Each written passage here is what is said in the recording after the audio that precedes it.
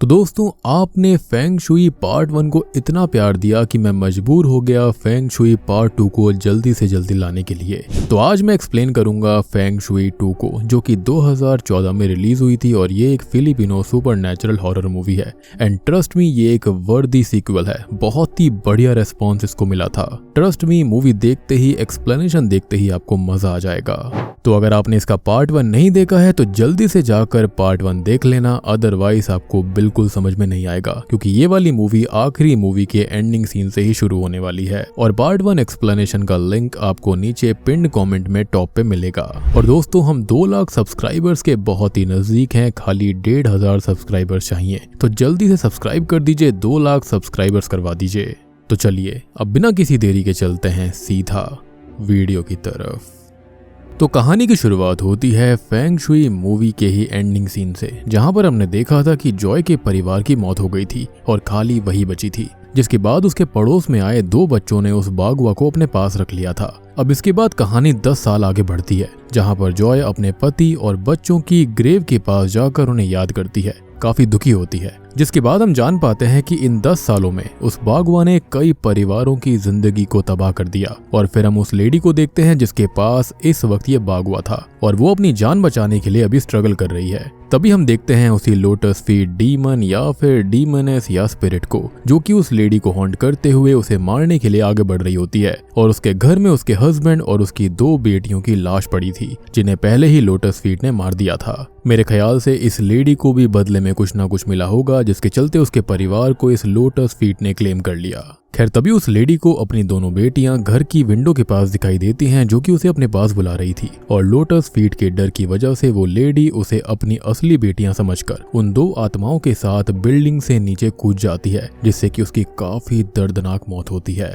यानी कि lotus feet spirit खाली खुद ही लोगों को नहीं मारती थी, बल्कि उनको उकसाती भी थी, उनको डराती थी, ताकि वो खुद ही अपनी जान ले लें। खैर, इसके बाद हमको पता चलता है कि उस लेडी का बर्थ ईयर ऑफ मंकी था और वो बच्चों के पार्क में लगे हुए मंकी बार के ऊपर गिरने से मारी गई। यानी कि जिस तरीके से लोटस फीट स्पिरिट यानी कि बागवा स्पिरिट पिछली मूवी के अंदर लोगों को मार रही थी, वही इस मूवी के अंदर भी फॉलो हो रहा है, जो कि काफी अच्छी बात है। नॉर्मली इस तरह से सीक्वल्स नहीं होती हैं, या तो वो इंडिपेंडेंट होती हैं या फिर उसके अंदर कहानी का इतना लिंक नहीं होता, लेकिन यहाँ तो डायरेक्टली लिंक दिखाया गया है। अब आगे हमें लेस्टर नाम के एक चोर को दिखाया जाता है, जो कि उसी बागवा को वहां देखकर उसे चुराने की कोशिश करता है। लेकिन इससे पहले ही वहां पर लियोन आकर उस बागवा को अपने साथ लेकर चला जाता है। अगर आपको याद हो तो लियोन ही फर्स्ट पार्ट में वो प्रीस्ट होता है जिसने जॉय को उस बागवा कर्स को तोड़ने में हेल्प करी थी, या फिर ये कहें कि हेल्प तो नहीं, लेकिन हाँ थोड़ी बहुत चीज बताई थी। खैर, आगे हम ये देखते हैं कि लेस्टर फिर रात में किसी तरह से लियोन के घर जाकर उस बागवा को वहां से चुरा लेता है,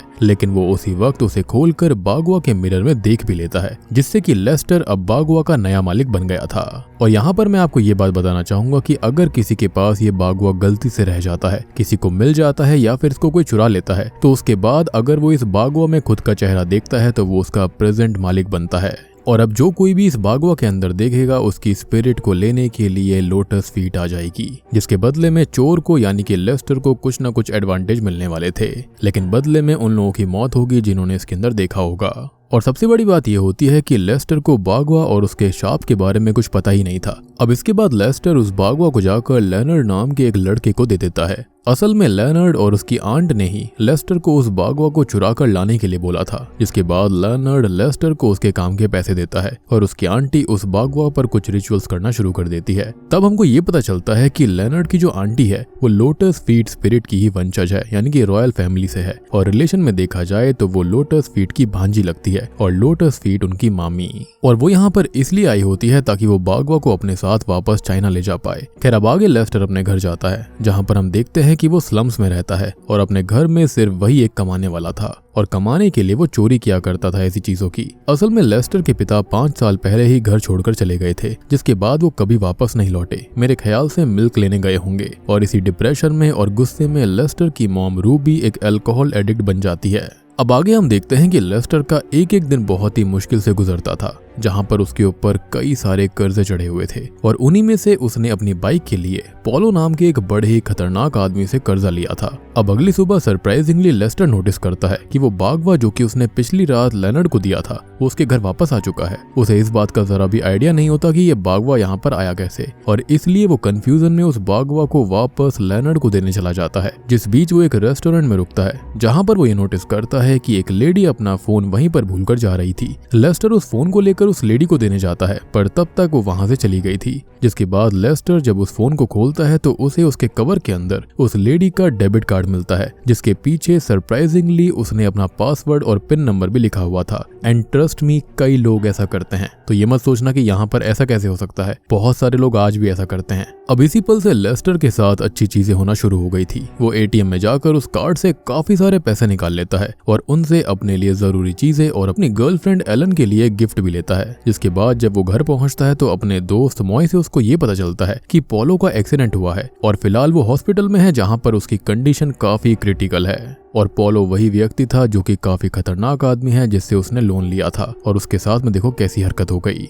अब यहाँ से जब लेस्टर घर पहुंचता है तो उसके लिए एक और खुशखबरी होती है कि इतने सालों बाद फाइनली उसके डैड रॉबर्ट भी वापस आ गए थे और वो पुरानी गलती के लिए लेस्टर और अपनी बीवी रूबी से माफी मांगते हैं। जिसके बाद रॉबर्ट बताता है कि मैं अब अमीर हो गया हूँ और मेरे पास खुद का एक बड़ा घर भी है और आज से हम वही रहेंगे। अब आगे लेस्टर, रूबी और रॉबर्ट हमेशा के लिए उसी घर में रहने के लिए निकल जाते हैं, जिस दौरान लेस्टर जाते हुए उस मिले हुए फोन को अपने दोस्त मॉय और एंडोन को दे देता है ताकि वो उसे बेचकर कुछ पैसे कमा लें। अब घर पर सभी बहुत खुश होते हैं और रात में लेस्टर अपनी गर्लफ्रेंड एलन से बात कर रहा था और वो उसको उस बागवा की फोटो भेज देता है। जिस दौरान लेस्टर की माँ रूबी पानी पीने के लिए किचन में जाती है और तब उसे अल्कोहल पीने का मन करने लगता है, इसलिए वो रॉबर्ट के अल्कोहल की ढेरों बॉटल्स में एक एक करके सभी बॉटल्स को पीने लगती है। लेकिन तभी वहां पर रॉबर्ट आ जाता है जो कि नोटिस करता है कि उसने असल में शराब नहीं बल्कि जहर पी लिया था, यानी कि रेड पॉइजन। फिर वो रूबी को रोकने की कोशिश करता है और तब तक वहां पर लेस्टर भी आ गया था। दोनों मिलकर रूबी को संभालने की कोशिश करते हैं लेकिन रूबी खुद के कंट्रोल में नहीं थी। वो किसी पागलों की तरह हरकत करते हुए घर से बाहर भागने लगती है। मुझे लगता है कि वो लोटस फीट स्पिरिट के कंट्रोल में थी। और अब होता यह है कि वो आगे जाकर 4 लोहे के सरियों पर गिर पड़ती है जिससे कि वो बहुत ही बुरी तरह घायल हो जाती है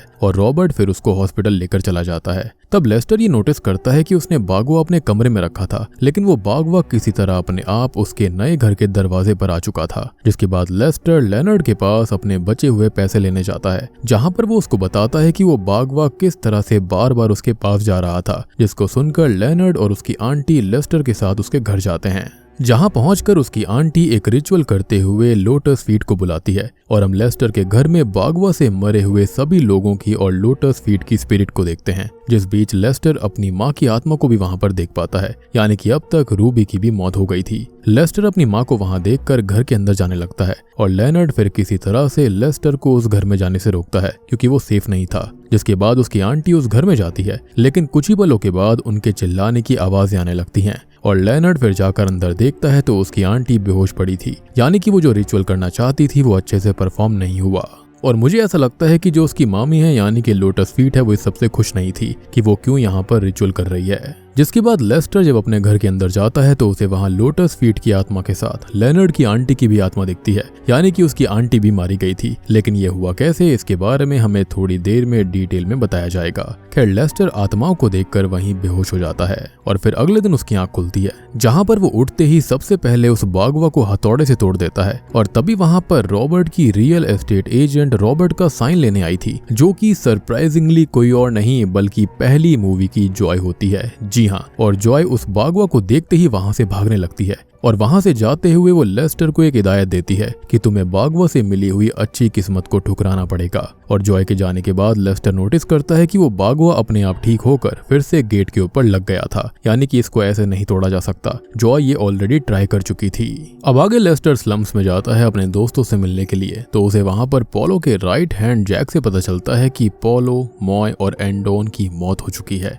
मॉय और एंडोन की मौत तब हुई थी जब वो लेस्टर का दिया हुआ फोन उसी लेडी को लौटाने चले जाते हैं जिसका वो फोन था। वो लेडी असल में एक क्रिमिनल गैंग का हिस्सा थी, लेकिन उसमें डेबिट कार्ड मिसिंग था, इसलिए वो एंडोन और मॉय पर गुस्सा हो जाती है और अपने लोगों को कहकर उन दोनों को मरवा देती है। उसको ऐसा लगा था कि इन दोनों ने उसके पैसे चुराए थे, लेकिन ये तो लेस्टर ने किया था। पर उसी वक्त मरने से पहले दोनों ही लोटस फीट की आत्मा को देखते हैं, जिसका मतलब था कि दोनों ने ही लेस्टर के पुराने घर में बागवा के अंदर देख लिया था। खैर जैक यहाँ पर पोलो, मॉय और एंडोन तीनों को ही अच्छे से जानता था, इसलिए उसको ऐसा लगने लगता है कि इन तीनों की ही जान कहीं ना कहीं लेस्टर की वजह से गई है, इसलिए वो लेस्टर को मारने की धमकी देता है। दूसरी तरफ हम जॉय और लिली को लियोन के घर में देखते हैं, जहाँ पर दोनों को अब अचानक से ही अपने घर में लोटस फीट के होने का एहसास होने लगता है। उस वक्त लियोन के घर में हम लेनर्ड को भी देख पाते हैं। और अगर आपको अभी भी समझने में दिक्कत हो रही है तो लियोन वही प्रीस्ट है जो कि शुरुआत की मूवी में था। अब लियोन तब सभी को बताता है कि बागवा के पावर्स अब बढ़ चुके हैं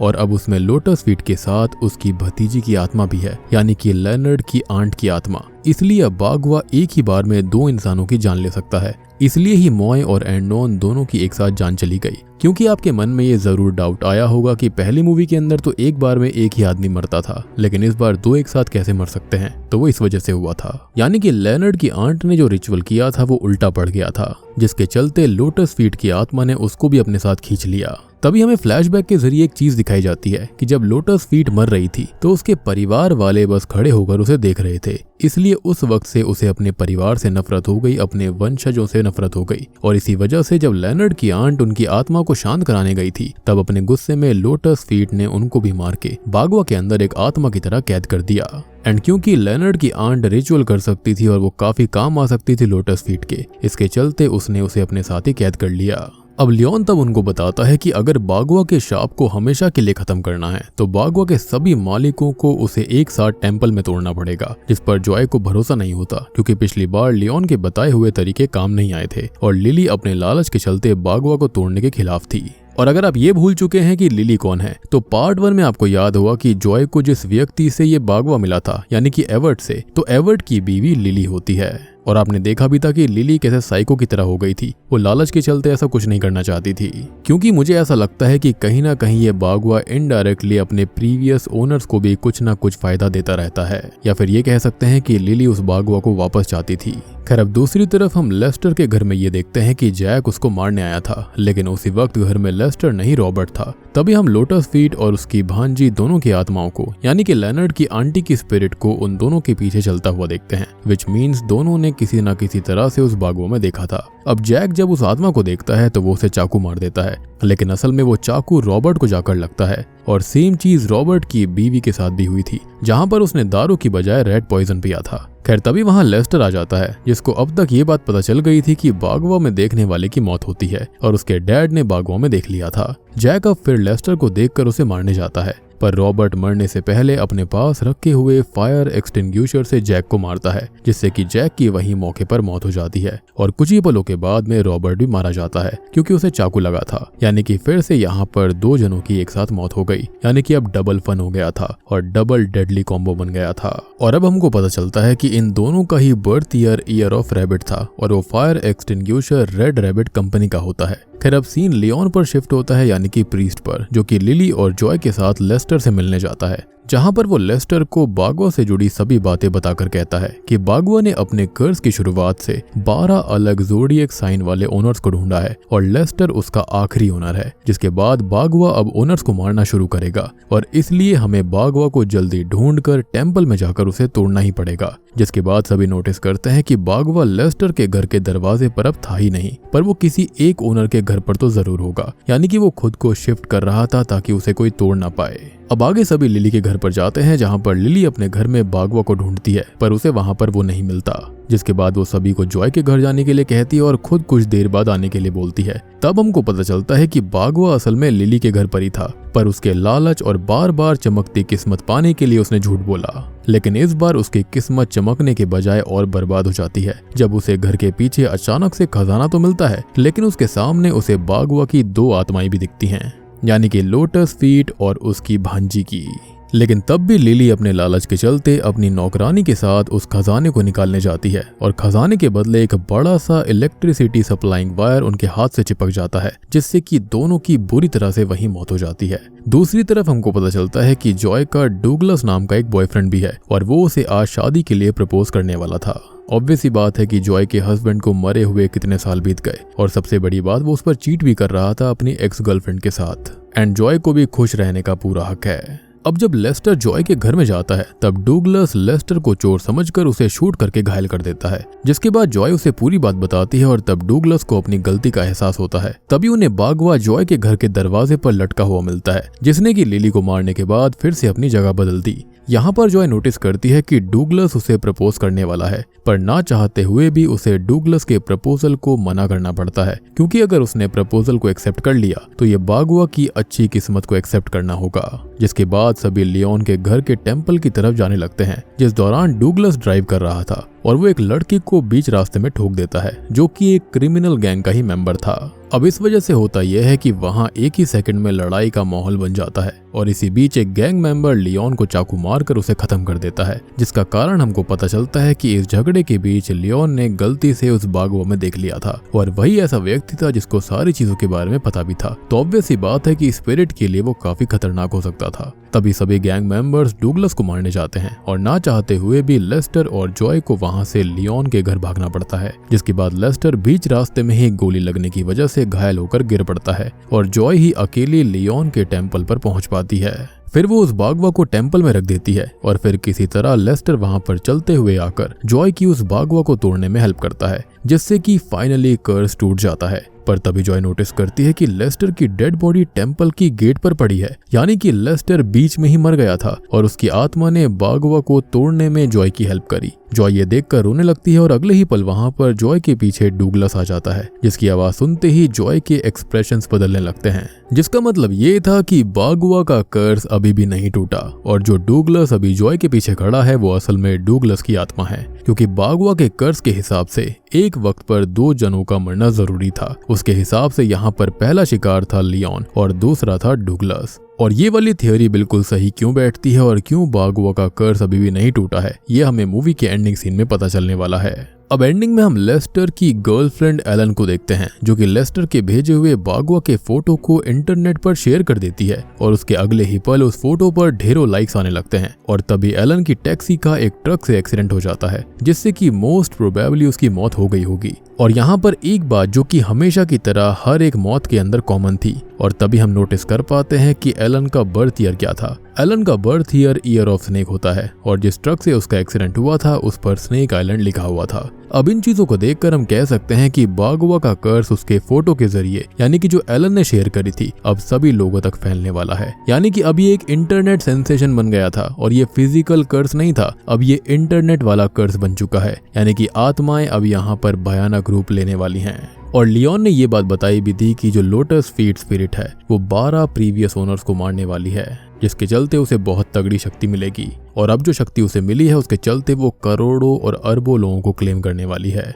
और बूम, इसी के साथ में पार्ट 2 यहीं पर खत्म हो जाता है। तो दोस्तों ये थी बागवा 2 की कहानी। उम्मीद करता हूँ कि आपको ये मूवी फ्रेंचाइजी पसंद आई होगी। देखो, इस मूवी को तो पार्ट 1 से भी ज्यादा पॉजिटिव रेस्पॉन्स मिला था, जिसको कहा गया है कि ये एक वर्दी सीक्वल है और मेरे ख्याल से भी ये मूवी काफी बढ़िया थी। ऐसा हार्डली होता है कि जो सीक्वल होता है वो काफी अच्छा बने, लेकिन ये वाली फिल्म वाकई में बेहतरीन थी। बहुत ही अंडररेटेड जेम वाली फिल्म है ये। और मुझे ऐसा लगता है कि एंड में बागवा टूट तो गया, लेकिन जब एलन ने उसकी फोटो अपलोड कर दी उसके बाद अब वो फिजिकल चीज से हटकर एक बहुत ही खतरनाक इंटरनेट वाली चीज बन गई थी। यानी कि इंटरनेट बागवा कर्स बन गया था, जिसके चलते अब इसको खत्म करना बहुत ही ज्यादा मुश्किल होगा। मुझे ऐसा लगता है कि जब लेस्टर ने इस बागवा की फोटो क्लिक करी थी तब इसके चलते उसकी जो आत्मा थी वो उस फोटो के अंदर कैद हो गई, जिसके चलते अब वो इजीली फैल सकता था। आपने जरूर इनकैंटेशन मूवी देखी होगी, उसके अंदर भी अगर उस मूर्ति की कोई वीडियो ले ले तो उसके जरिए भी ये कर्स फैलता था। तो यहाँ पर बिल्कुल सिमिलर चीज हो रही थी और अगर आपने इनकैंटेशन फिल्म को नहीं देखा है तो वेट क्या कर रहे हो, जल्दी से जाकर देखो, उसका लिंक आपको नीचे डिस्क्रिप्शन में मिलेगा। साथ ही साथ फेंग शुई के पार्ट 1 को भी देख लेना, अदरवाइज आपको कुछ भी समझ में नहीं आएगा। उम्मीद करता हूँ कि आपको वीडियो अच्छी लगी होगी, ये वाला पार्ट भी अच्छा लगा होगा। अच्छी लगी है तो वीडियो को लाइक कर देना, चैनल के ऊपर नए हैं तो सब्सक्राइब कर लीजिए ऐसे ही बढ़िया कंटेंट के लिए। तो मैं आप सबको मिलता हूँ अगली वीडियो के साथ में, तब तक के लिए